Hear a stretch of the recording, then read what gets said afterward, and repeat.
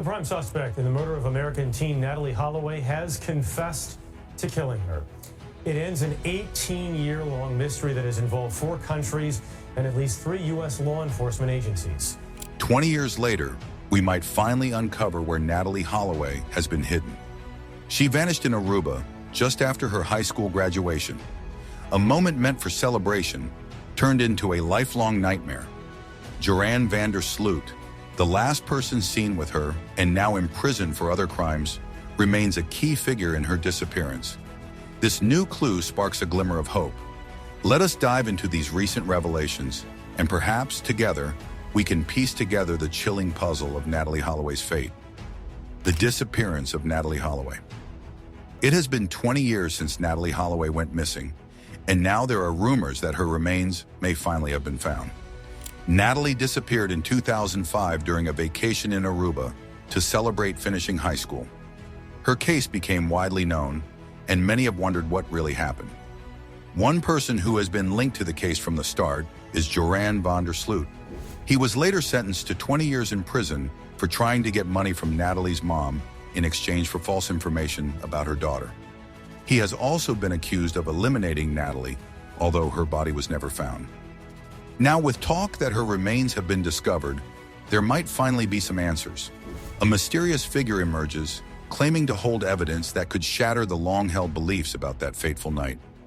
It all started when Natalee and 124 other students from her high school in Alabama took a 5-day trip to Aruba on May 26, 2005, along with 7 adult chaperones. It was supposed to be a fun graduation celebration, and the teens were excited to enjoy the beaches and nightlife on the Caribbean island. For the first 3 days, things seemed to be going well. On the night of May 29th, Natalee and some friends went to a popular nightclub called Carlos and Charlie's. Even though the legal drinking age in Aruba is 18, rules at tourist spots were pretty relaxed, so underage drinking wasn't uncommon. Natalee's mother, Beth Holloway, had her concerns about clubs like Carlos and Charlie's. She remembered a worrying incident from 2 years before, in 2003, when her stepson was there, and noticed locals trying to persuade young women to leave with them. He had to step in to stop the situation from getting worse. These memories haunted Beth as she thought about what could have happened to Natalee. That night, Natalee was last seen around 1 in the morning. She was leaving the club in a car with Joran van der Sloot, who was 17 at the time, and 2 brothers, Deepak and Satish Kalpo, who were also teenagers.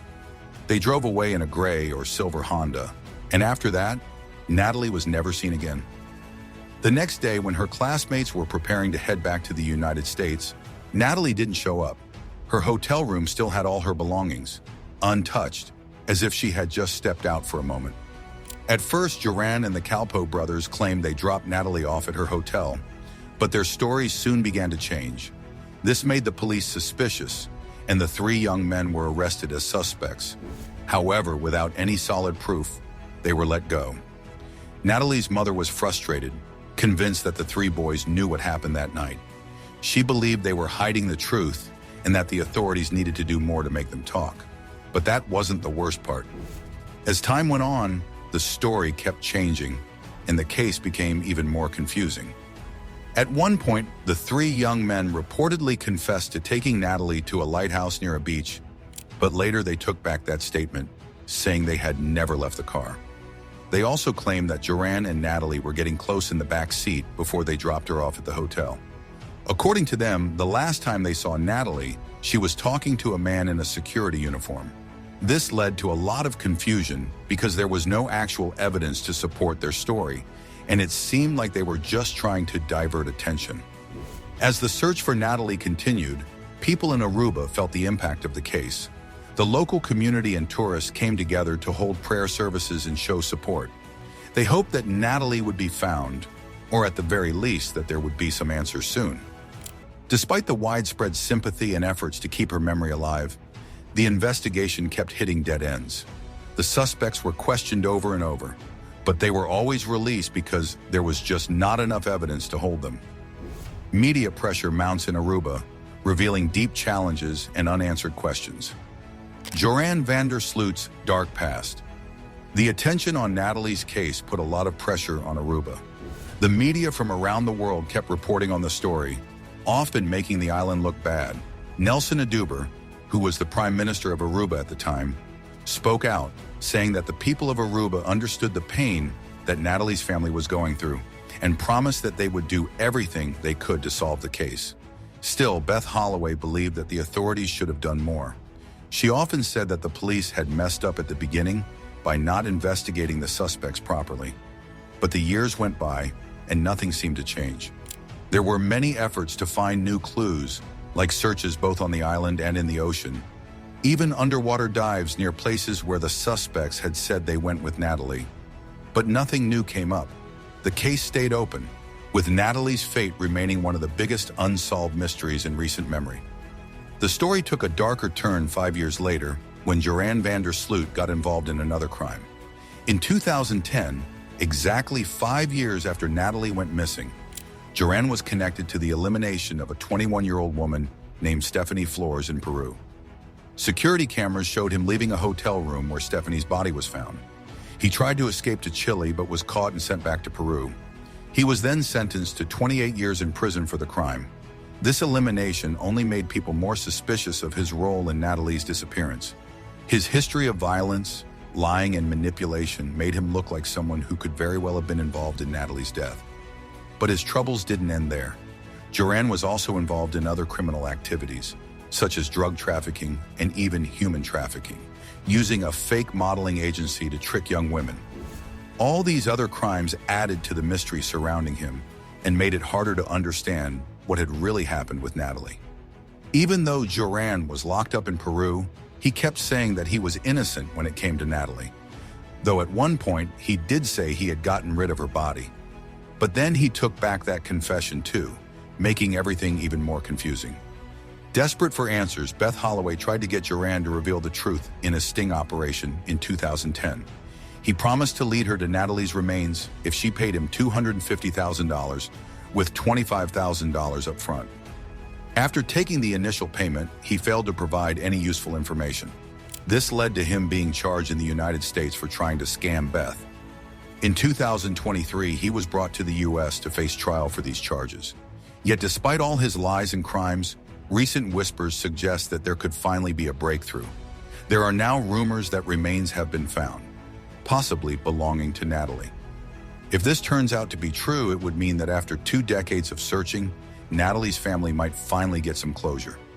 Finding her remains could also confirm suspicions that Joran was indeed involved in her death, bringing some resolution to a mystery that has left many questions unanswered. But even with this potential discovery, the full truth may still be hard to uncover. The case has dragged on for nearly 20 years, full of false leads, changing stories, and missed opportunities. For Natalee's family, friends, and all those who followed the case, finding her remains would be an important step, but it wouldn't erase the pain and uncertainty that they have lived with for so long. A possible new lead breathes hope into the long-standing mystery, drawing us closer. Aruba's enduring question.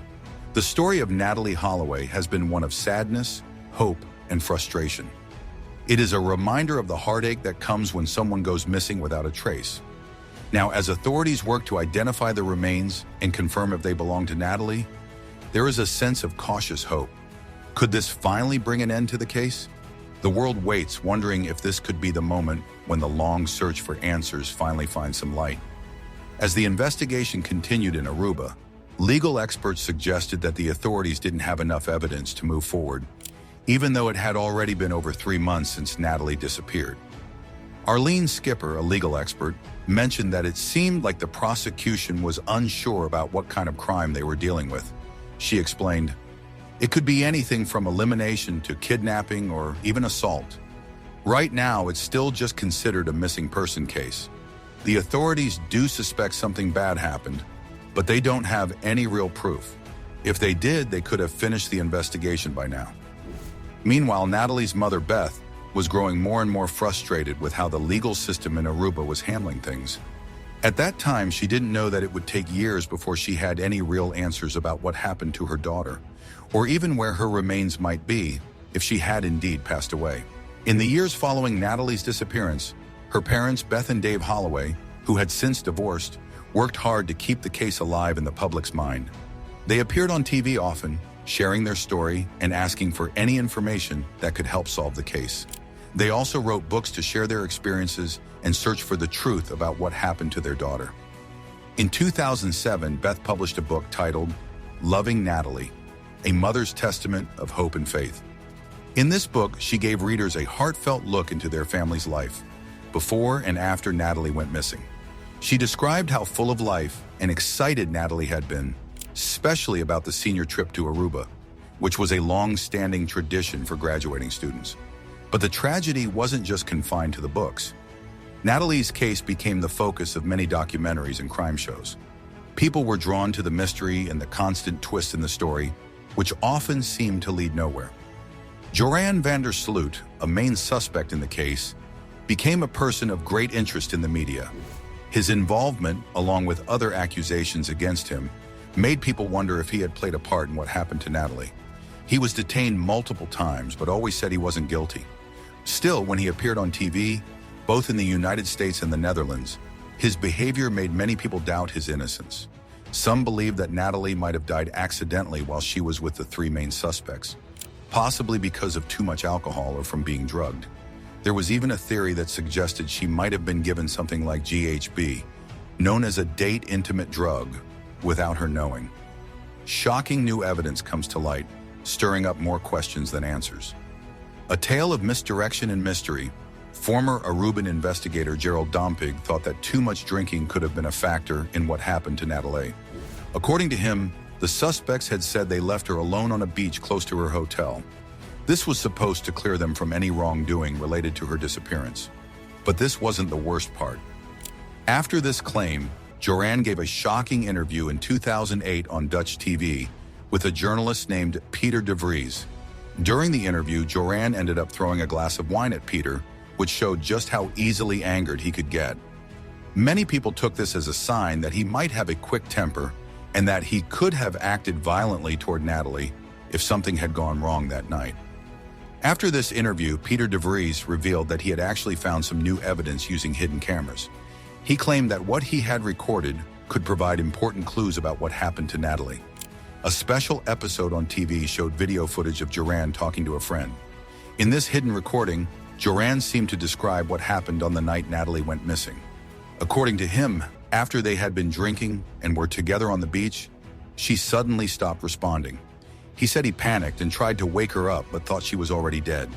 His friend asked if maybe she was just unconscious, but Joran didn't seem sure.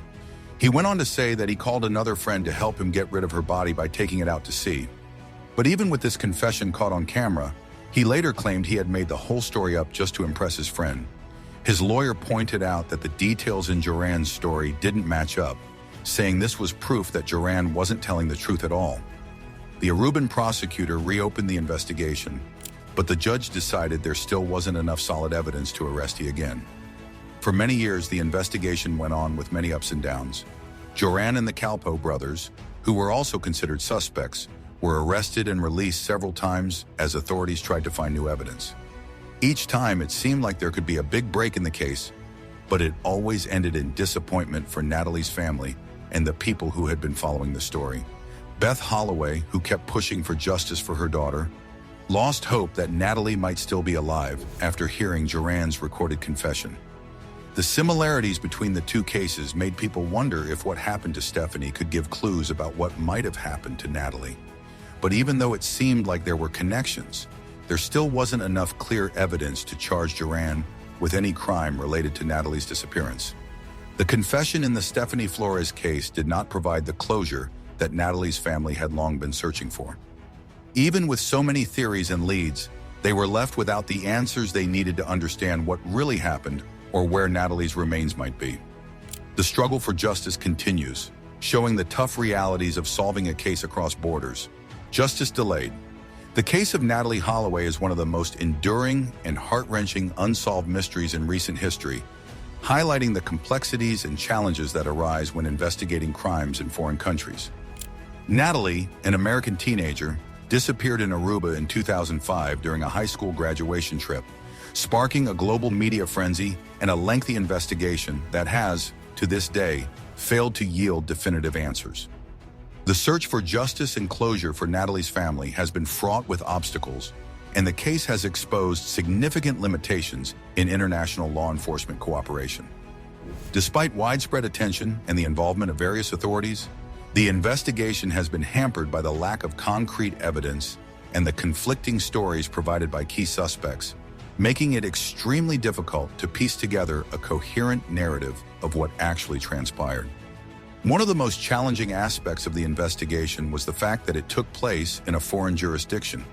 The differences in legal systems, law enforcement practices, and procedural standards between the United States and Aruba created barriers to a seamless investigation. Additionally, the fact that the crime allegedly occurred on an island with limited resources and a small police force complicated the search efforts. Over the years, numerous search operations, tips, and reported sightings have failed to produce any substantial evidence that could solve the case. Each lead has seemingly led to another dead end, leaving investigators and the Holloway family grasping for answers that have remained elusive. The behaviors and testimonies of the suspects have also contributed significantly to the ongoing mystery. The primary suspect, Joran Sloot, and two other young men who were with Natalee on the night of her disappearance have changed their stories multiple times. This inconsistency has raised suspicions, but has not led to conclusive evidence linking them to Natalee's fate. In some instances, Joran Sloot even provided false confessions, which later turned out to be fabrications, further muddying the waters and adding to the agony of Natalee's family. The lack of physical evidence, such as a body or other forensic material, has left the investigation relying heavily on witness accounts and circumstantial evidence, which have proven unreliable and insufficient to bring the case to a close. Natalee's family has endured unimaginable pain, with each new development offering a glimmer of hope that is often quickly extinguished. Their pursuit of justice has inspired many, drawing attention to the plight of families who suffer the devastating experience of a loved one's unexplained disappearance. The Holloways have been steadfast in their determination, using the media and legal avenues to keep the case in the public eye and pressuring authorities to continue searching for answers. Their relentless advocacy has not only sought justice for Natalee, but has also raised awareness about the difficulties faced by families of missing persons, especially in international cases where jurisdictional issues can impede the pursuit of justice. Despite years of investigation and countless efforts to uncover the truth, Natalee Holloway's disappearance remains a haunting puzzle that has defied resolution. The case serves as a sobering reminder of the limitations of even the most dedicated law enforcement efforts. For the Holloway family, the lack of closure means living with the painful uncertainty and the unanswered questions about what happened to their daughter. It is a story that continues to resonate worldwide, symbolizing the enduring hope for justice and the tragic reality that some mysteries, despite all efforts, may never be solved. As time passes, the possibility of finding definitive answers seems to grow more remote, yet the quest for the truth persists, driven by a family's love and the world's compassion. What do you think should be done to better support families like the Holloways in their search for answers? Comment, like, and subscribe for more discussions.